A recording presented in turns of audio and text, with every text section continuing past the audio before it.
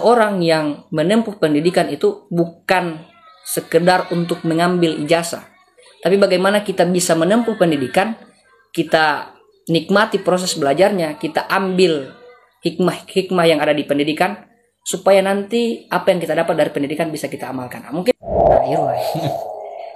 lima semutan.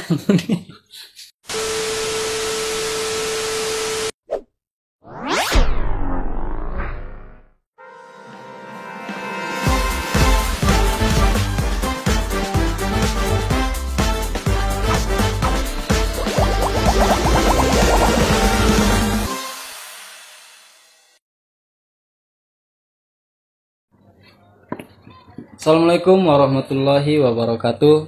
Salam pemuda, khususnya pemuda-pemudi yang berada di Desa Bajo. Pada malam hari ini saya selaku host di podcast Karang Taruna Anak Sama, di mana malam hari ini adalah podcast yang pertama yang sudah menjadi rencana dari Karang Taruna atau kegiatan dari Karang Taruna, di mana podcast ini akan membahas atau banyak materi-materi yang akan kita bahas, dan khususnya pada malam hari ini materi yang akan kita bahas yaitu tentang sejarah Karang Taruna. Dan tentunya pada malam hari ini juga saya tidak sendiri, saya ditemani oleh Ketua Karang Taruna. Selamat malam Kak Iksan, apa kabar? Alhamdulillah. Sehat. Karang Taruna mempunyai sejarah yang sangat cukup panjang, yaitu dimana dari awal terbentuknya dari skala nasional menuju sampai ke tingkatan bawah, yaitu tingkatan desa. Sebelum kita mengupas tuntas sejarah Karang Taruna, alangkah baiknya marilah kita mengenali narasumber yang kita hadirkan pada podcast kali ini, yaitu Kak Iksan Muttalib. Ya, Kak Iksan langsung saja bisa menjelaskan Kak Iksan aktivitas sekarang dan pengalaman pendidikan dan lain sebagainya. Ya, terima kasih host pada malam hari ini. Mungkin saya adalah orang yang lahir di Desa Bajo, tentunya. Asli Bajo? Iya, Blasteran. Kalau saya itu Blasteran. Ada sedikit darah Bugis dan ada juga darah Bajo. Kalau papa itu Bugis. Ya, kalau mama ya, tentunya dari suku Bajo. Saya lahir pada tanggal 8 Juni 1999, kurang lebih sudah 25 tahun. 20. Masih sangat muda Kak Iksan ya? Ya, menurut sebagian orang sangat muda, tapi menurut sebagian lagi sudah tua, sudah umur yang matang untuk melaju dan lain sebagainya. Saya besar di Tilamuta. Pendidikan yang pertama saya tempuh tuh di SDN 10 Tilamuta di Desa Bajo. Kemudian setelah itu saya bersekolah di Madrasah Sanawiyah di Pondok Pesantren Al-Herat Tilamuta. Lanjut lagi saya selama 6 tahun dari Madrasah Aliyah 3 tahun, kemudian lanjut di Madrasah jadi dari Sanawiyah ke Madrasah Aliyah ya, lulus sampai tahun 2018. Kemudian untuk proses belajar lebih lanjut tentunya tidak putus harapan sampai hanya sekedar aliyah saja. Saya ingin mengenal lebih jelas bagaimana khazanah keilmuan, khususnya saya senang belajar tentang ilmu agama. Maka yang pertama saya pikir di mana tempat yang cocok dan harus saya kunjungi untuk belajar ilmu agama. Kalau saya tidak salah ingat, di situ pernah saya berancang-ancang untuk menempuh pendidikan S1 itu di Kairo, Mesir. Ya, itu sudah ada persiapan dan lain sebagainya. Al-Azhar. Tapi Allahu a'lam, takdir, qadarullah. Mungkin takdir belum mengizinkan. Karena sebagai anak dari pesisir, tentunya banyak halangan terkait dengan bagaimana kita harus menempuh pendidikan, apalagi yang jauh seperti Mesir. Maka kemudian tempat tidak jadi masalah untuk menempuh pendidikan. Yang jadi masalahnya adalah ketika kita belajar dan itu berhenti. Itu yang masalah.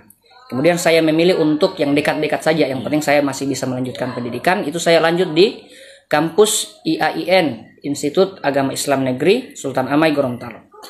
Ya, pada tahun 2018 dengan segala persiapan yang kurang dan lain sebagainya.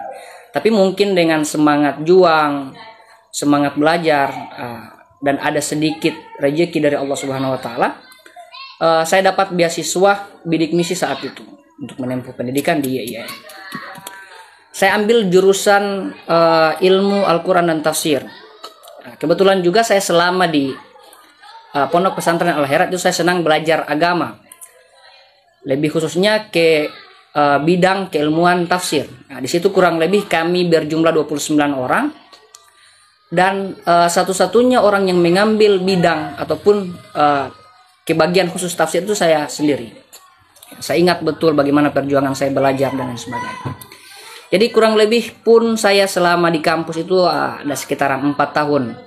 Kalau berdasarkan selesai perkuliahan saya, alhamdulillah saya tempuh dengan waktu 3 tahun 10 bulan. Itu sudah selesai.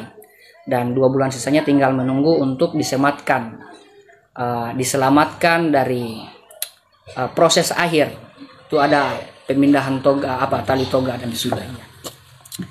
Aktivitas saya sekarang kurang lebih karena ada amanah ilmu yang sudah saya tempuh selama di kampus. Saya pulang ke Desa Bajo, disambut baik oleh beberapa kawan dan lain sebagainya. Apa yang harus saya lakukan pertama? Kalau misalnya saya dari jurusan teknik, tentu saya akan mengimplementasikan ilmu yang saya bawa mungkin untuk ke pembangunan Desa Bajo. Tapi saya dari jurusan agama, apa yang cocok kira-kira untuk saya bawa ke Desa Bajo? Saya pikir pertama apa yang cocok. Kalau jurusan di kami itu kan detailnya kan SAG, Sarjana Agama. Untuk menempuh kerja tidak mudah. Dalam artian kita mau kerja di mana yang berkaitan dengan jurusan ini. Ada beberapa instansi yang berkaitan, misalnya Kemenak. Di situ kan ada di salah satu bagian dari Kemenak itu kantor urusan agama atau KUA. Nah, saya carilah informasi ke beberapa senior, ada Kak Kevin, Kak Alkam, diberikan beberapa informasi. Dan ya sama juga qadarullah masih belum bisa dapat kerjaan yang di luar. Akan tetapi ilmu yang diajarkan selama kuliah, bahkan selama sekolah sebelumnya, itu bukan hanya tentang perihal kita kerja dan dapat uang, tidak. Akan tetapi sejauh mana ilmu yang kita dapatkan itu bisa berguna untuk masyarakat ataupun bangsa dan negara. Maka saya pikir yang terdekat itu apa untuk mengabdikan ilmu yang sudah saya dapat. Saat itu kalau tidak salah itu ada kawan yang pernah mengajar TPQ, itu beliau sudah agak ada kesibukan di dunia kerja lain. Jadi ada kekosongan di TPQ. Maka saya ambillah ini. TPQ ini mengajar sebagai guru TPQ supaya saya bisa belajar juga, masih bisa belajar sekaligus mengajarkan apa yang sudah dapat.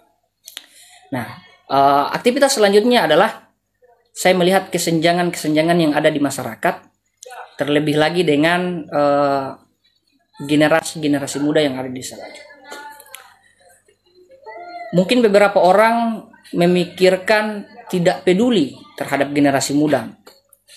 Karena kenapa? Orang-orang muda, anak-anak muda di zaman sekarang itu sudah dengan fase hidup yang acuh tak acuh dengan masa depan. Berhenti proses belajar, mungkin ada yang berhenti di SD, ada yang berhenti di SMP, di SMA. Tapi yang saya maksudkan adalah sejauh mana orang-orang yang berhenti tadi di tingkatan bangku sekolah tetap bisa belajar di kehidupan sehari-hari itu. Maka kemudian saya koordinasikan, saya bicarakan dengan beberapa pihak, ada Kak Kevin saat itu, ya bagaimana kita bisa hidupkan ini generasi muda untuk terus belajar. Salah satu tempat yang paling penting untuk generasi muda belajar ini adalah Karang Taruna. Ya, jelas seperti itu. Karang Taruna yang mungkin sebagian orang, bahkan banyak orang, mayoritas di Desa Bajo ini melihat Karang Taruna ini apa sih?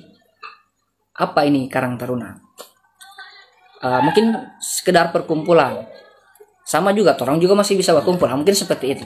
Tapi lebih jauh lagi, kita harus lihat Karang Taruna ini dari segi organisasi.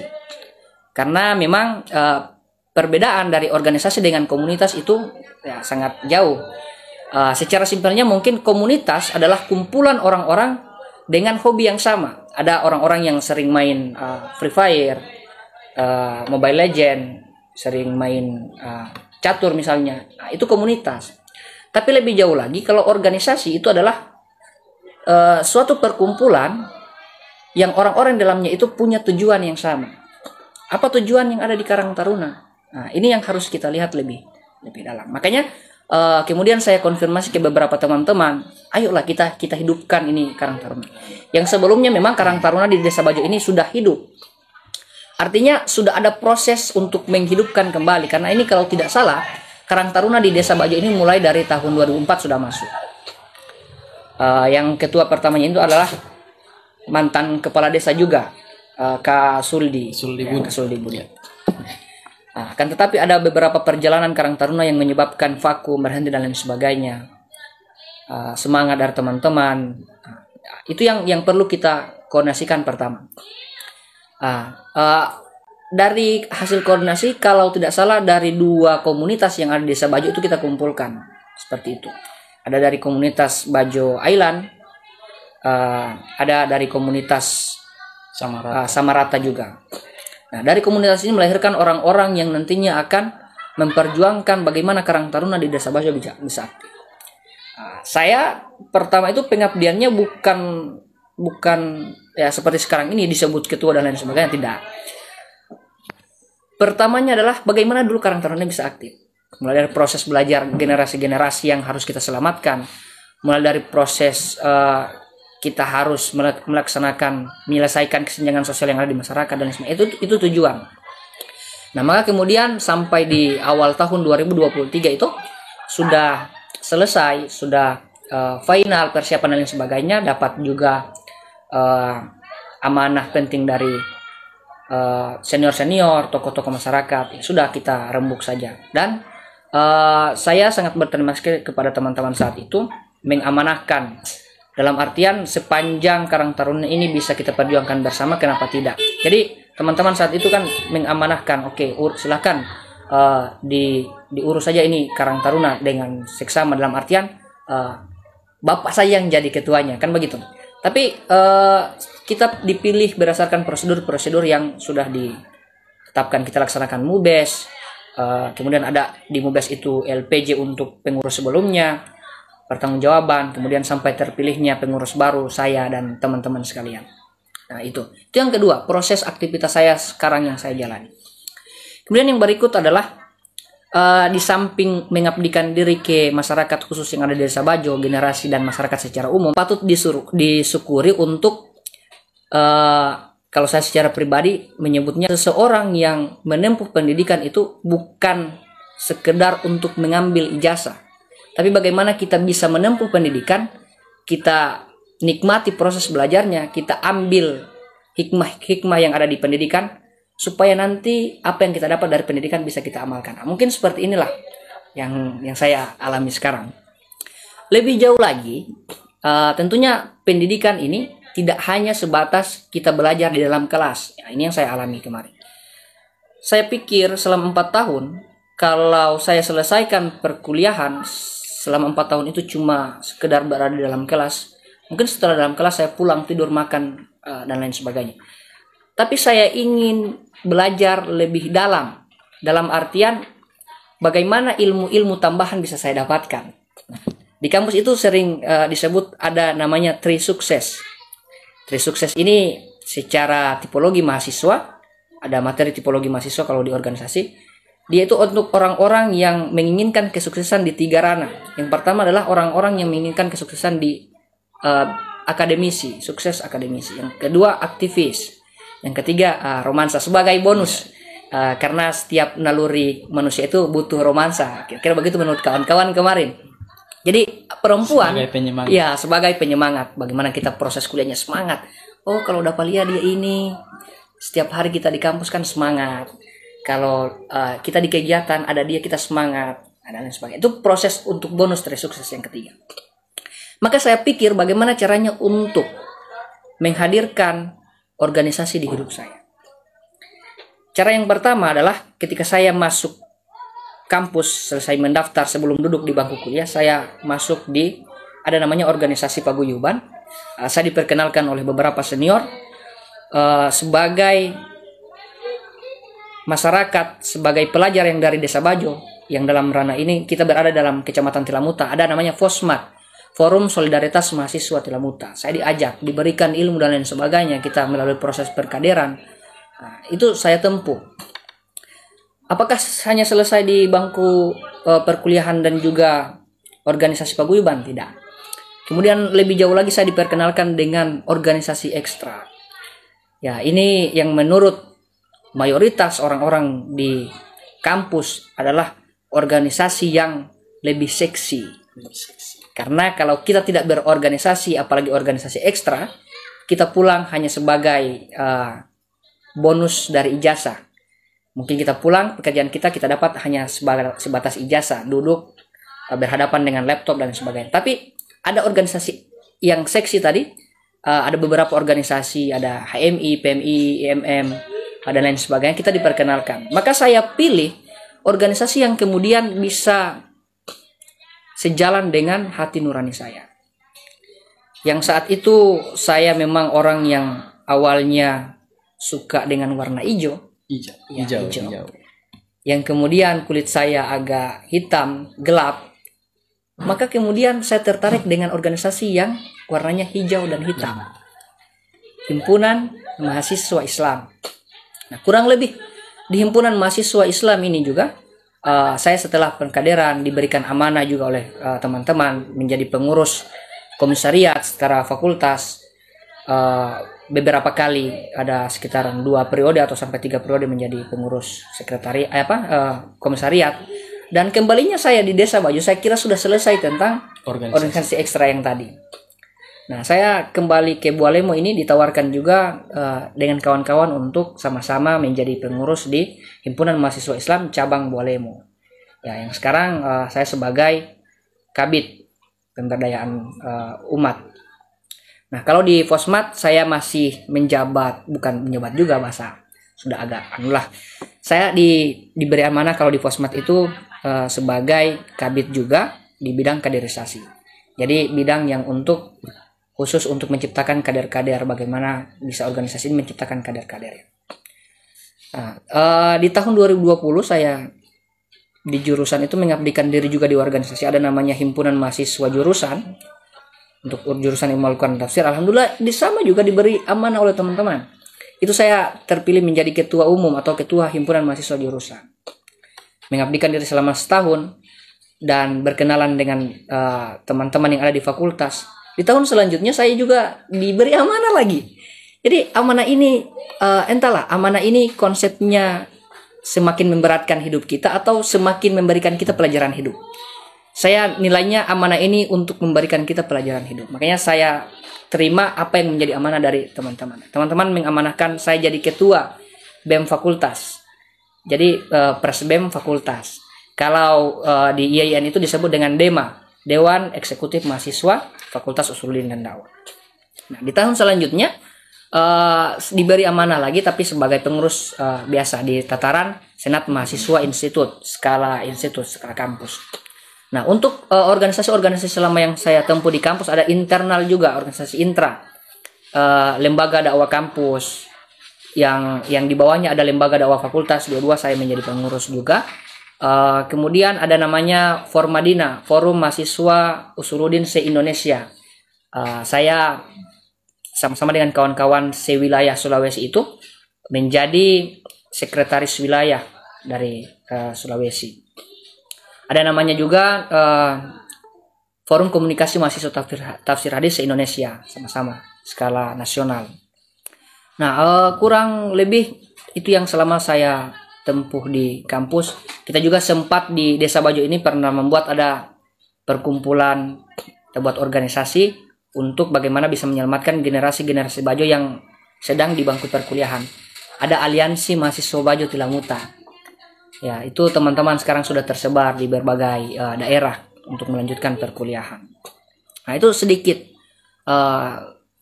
kalau mau dibilang kesibukan ya bukan kesibukan. Itu sedikit proses belajar saya di organisasi sampai dengan saat ini. Di tawaran-tawaran selanjutnya adalah kita menghidupkan organisasi, kita membuat organisasi untuk daerah. Saya juga gabung di LSM dan lain sebagainya. Nah, mungkin sedikit seperti itulah.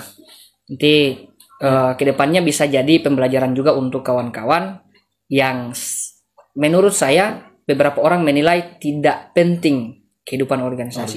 Ya, tapi sejauh ini yang saya alami dan yang saya dapatkan sangat penting untuk kehidupan organisasi. Ya, sangat menarik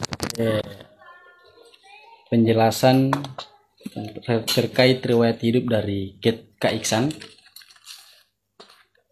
Sebelum lebih jauh ke sejarah Karang Taruna, saya ingin bertanya kepada Kak Iksan, apa motivasi Kak Iksan untuk selalu berorganisasi di hidupnya? Kalau menurut sebagian pemuda-pemudi tidak ada gunanya, karena menjadi pengurus atau menjadi ketua Karang Taruna itu tidak mempunyai gaji atau imbalan jasa begitu. Apa motivasi Kak Iksan? Ya. Nah, ini juga lucu mindset dari teman-teman. Motivasi itu adalah sejauh mana kita dapat tempat untuk belajar, itu motivasi. Sekarang tempat untuk belajar kan bukan hanya sekolah. Di masjid juga kita bisa belajar. Ada majelis taklim misalnya. Apakah kita hanya perlu sekolah dengan masjid untuk belajar? Tidak. Di kehidupan yang lain, di sisi kehidupan yang lain, kita kumpul dengan kawan-kawan yang biasa kita sebut nongkrong, bastap. Misalnya kan begitu kan? Jadi itu adalah proses belajar juga. Jangan sampai yang dihasilkan ketika nongkrong itu cuma cerita-cerita tentang Mobile Legends, tentang games. Nah, itu ada gunanya juga, tapi jangan sampai hanya seperti itu. Kita mau lebih jauh. Tapi bercerita juga tentang organisasi. Organisasi itu adalah perkumpulan ataupun wadah yang di dalamnya ada lebih dari satu orang. Ketika dalam satu lingkungan ada 2 orang, itu sudah disebut organisasi. Contoh terkecil adalah keluarga. Di keluarga itu kan ada bapak, ibu. Bapak itu adalah ketua dari organisasi yang dinamakan dengan keluarga. Lebih jauh lagi di sekolah itu ada organisasi. Ada kepala sekolah. Di pemerintahan desa misalnya, itu pun organisasi. Itu adalah wadah yang bergelut dalam bidang pemerintahan. Kalau sekolah berarti dalam bidang pendidikan. Ya, begitupun keluarga. Itu sejauh mana bisa dapat bermanfaat untuk kita, ya sudah kita sebut saja organisasi. Tapi apakah organisasi hanya dinilai ketika kita berkumpul? Tidak. Organisasi itu simpelnya begini. Kalau komunitas tadi untuk orang-orang yang dengan hobi yang sama, tapi organisasi untuk orang-orang dengan tujuan yang sama. Tapi lebih jelasnya lagi, di organisasi itu jelas terstruktur. Ada pengurusnya, ada aturan-aturan di dalamnya, tujuannya jelas. Kan begitu. Contoh, kalau saya di Himpunan Mahasiswa Islam, ada namanya tujuan HMI. Ini menjadi kesakralan kita dalam ber-HMI. Nah, itu tujuan kita mewujudkan 5 insan cinta yang dibuat dalam HMI. Dalam keluarga, apakah tidak ada tujuan? Yang jelas ada. Kita diajarkan oleh orang tua kita, yang dinamakan dengan bapak itu sebagai ketua organisasi dalam keluarga. Tujuan kita adalah apa? Supaya kita bisa menyelamatkan keluarga ini dari kesengsaraan hidup.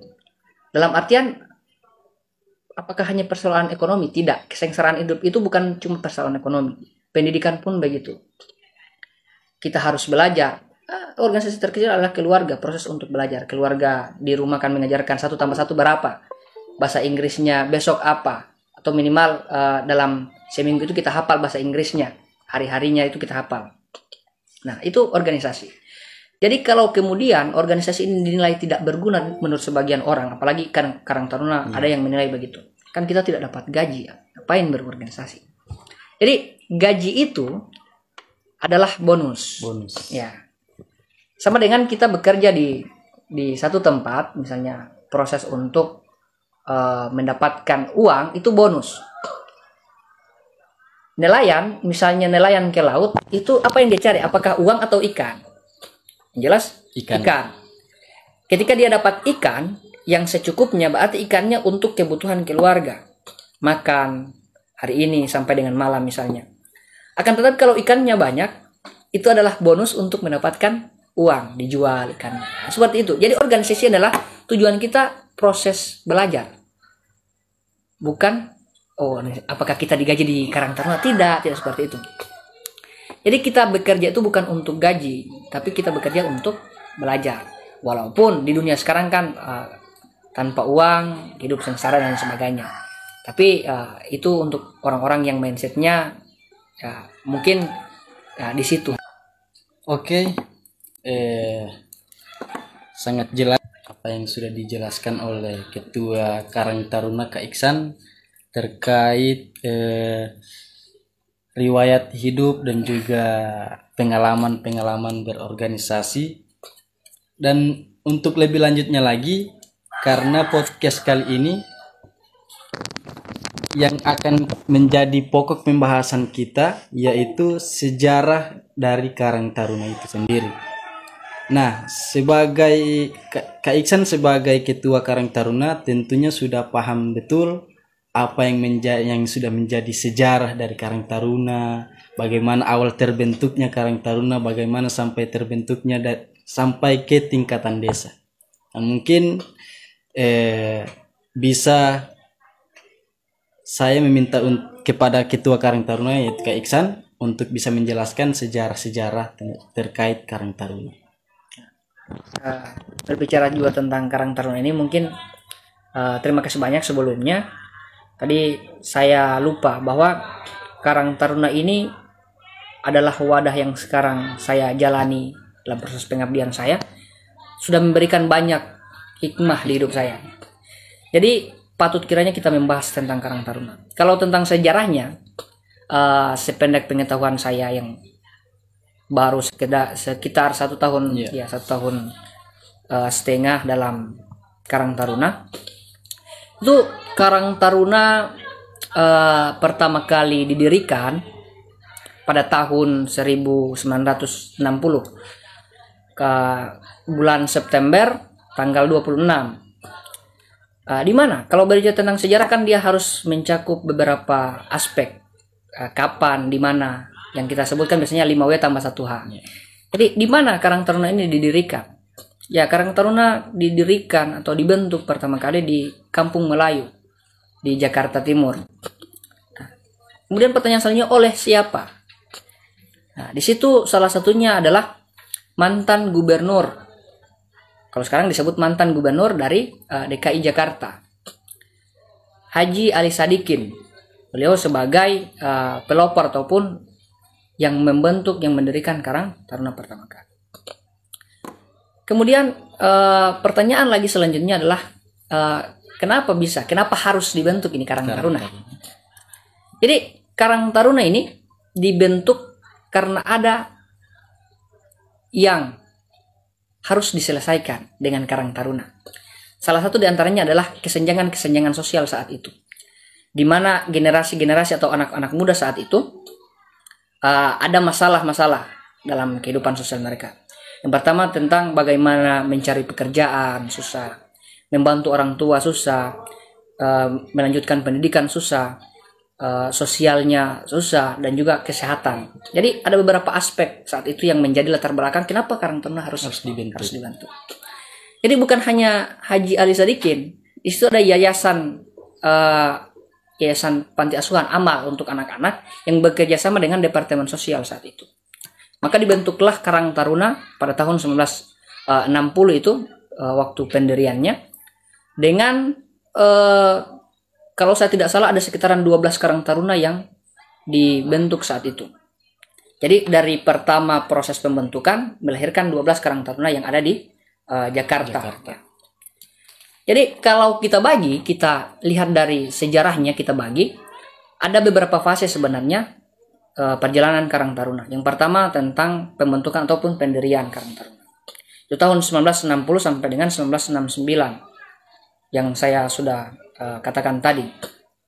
Kemudian selanjutnya adalah fase invasi, penyebaran. Apakah Karang Taruna dipikirkan oleh orang-orang saat itu? apakah hanya sekedar di Jakarta ini harus dibentuk Karang Taruna? Sedangkan yang